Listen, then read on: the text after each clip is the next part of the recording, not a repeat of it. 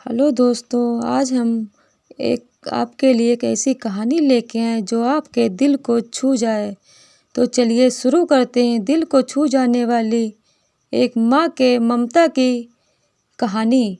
माँ तो सिर्फ माँ होती है जिसका स्थान कोई नहीं ले सकता। दुनिया में माँ ही ऐसी होती है जो कि बिना स्वार्थ के अपने बच्चों को प्यार और दुलार करती है।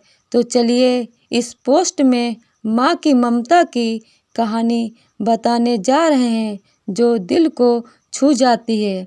अब रमेश बड़ा हो गया था, पढ़ लिख कर अब उसकी एक अच्छी सी नौकरी एक शहर में लग गई थी।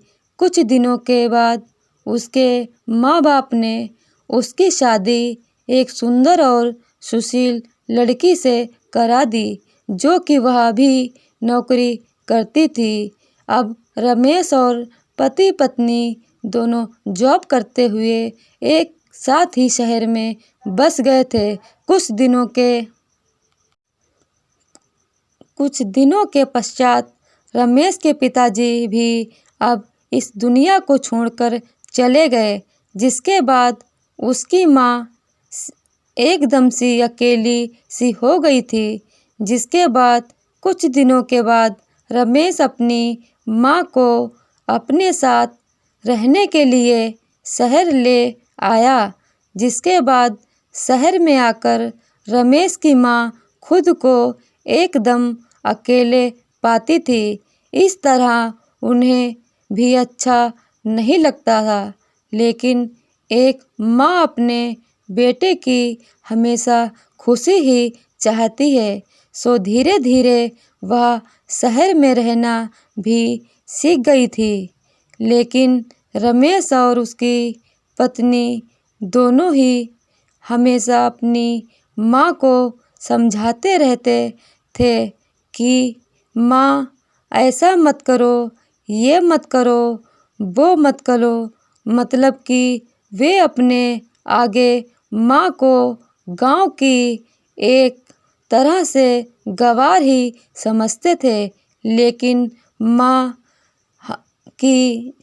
का दिल तो हमेशा से अपने बच्चों के लिए बड़ा ही होता है। सो वे सभी बातें चुपचाप सुनकर हाँ में हाँ मिलाकर रह जाती थी।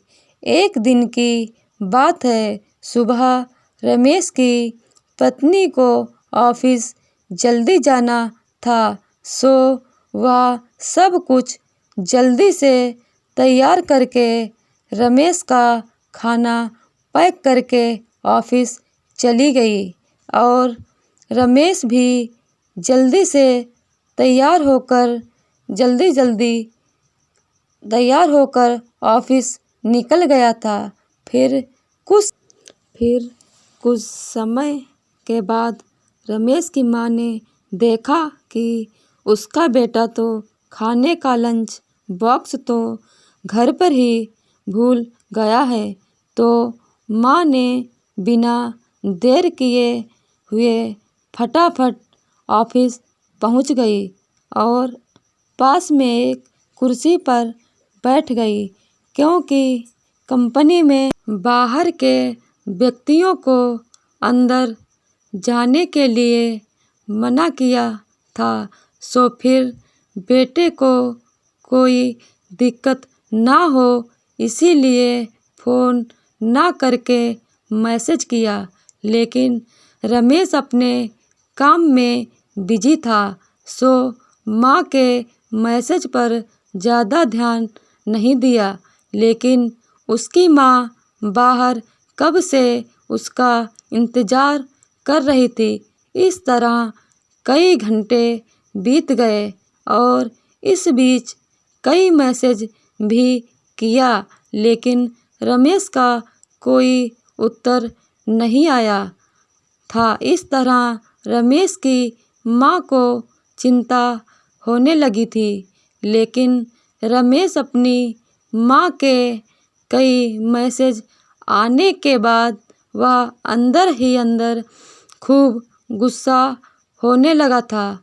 आज तो उसने अपनी आज तो उसने तय कर लिया था कि आज घर जाकर माँ को खूब अच्छी तरह से समझा देगा कि यह उसका गांव नहीं है जो कुछ भी मनमानी करती रहेंगी। और इस तरह शाम हो गई। अब रमेश घर जाने के लिए कंपनी के बाहर निकला तो देखा तो उसकी माँ तो यहीं खड़ी हैं, जिसे देखकर उसका गुस्सा अब 7वें आसमान पर था और बिना कुछ पूछे ही अपनी माँ को डांट फटकारने लगा कि पहले तब घर में खाली बैठे बैठे मैसेज से परेशान करती रहती हैं और अब तो उसकी कंपनी में भी आ गई हैं। आखिर उनका यह गांव नहीं है जो मनमानी करती रहेंगी। यह सुनकर रमेश की माँ ने खाने का टिफ़िन रमेश की ओर आगे बढ़ा दिया, जिसे देखकर रमेश को अब सब कुछ समझते हुए देर नहीं लगी कि वह अपना खाना भूल गया था, जिसे माँ ने उसे देने के लिए यहाँ आई थी। इसके बाद रमेश की माँ बोली, बेटा इसके बाद रमेश की माँ बोली, बेटा भले ही तुम बड़े हो गए हो, बड़े शहर में रहने लगे हो, भले ही अच्छे बुरे की ज़्यादा समझ आ गई है, लेकिन मेरे लिए आज भी मेरे कलेजे का टुकड़ा ही हो, जिसे मैंने बचपन से लेकर आज तक पालते हुए आ रही हूँ। रमेश को अब आंखें खुल चुकी थीं कि आखिर उसकी माँ उसकी परवाह करती है। खाना लेकर आई थी, जिसे वह बिना सोचे समझे अपनी माँ को ही डांटे जा रहा था। अब वह अपने किए हुए पर बहुत पछतावा हो रहा था, जिसे देखकर उसकी माँ ने उसे गले अपनी माँ को ही डांटे जा रहा था। अब वह अपने किए हुए पर बहुत पछतावा हो रहा था, जिसे देखकर माँ ने उसे एक बार फिर से अपने गले लगा लिया। और इस तरह रमेश अब आगे से खुद को माँ के लिए बदल लिया था। अब उनकी पहले से ज़्यादा अच्छे से देखभाल करने लगा था, जिसके बाद माँ को अब शहर भी अच्छा लगने लगा था, क्योंकि अब उसका बेटा फिर से उसे मिल गया था।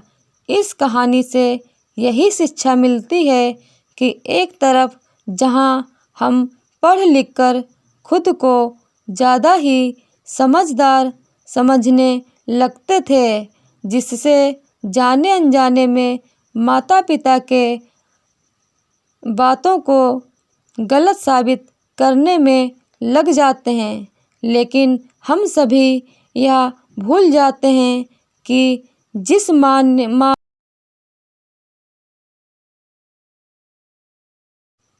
माँ बाप ने अपने बच्चों को खुशियों के लिए अपनी सारी खुशियाँ तक का त्याग कर दिया हो, वो भला माँ बाप अपने बच्चों का कैसे बुरा कर सकते हैं। हर माँ बाप की यही इच्छा होती है कि उनकी संतान उनके बुढ़ापे का सहारा बने, लेकिन विकास की अंधी दौड़ में हम सब अपनी मूलों को भूलते हुए जा रहे हैं, जो कि बहुत ही सोचनीय है।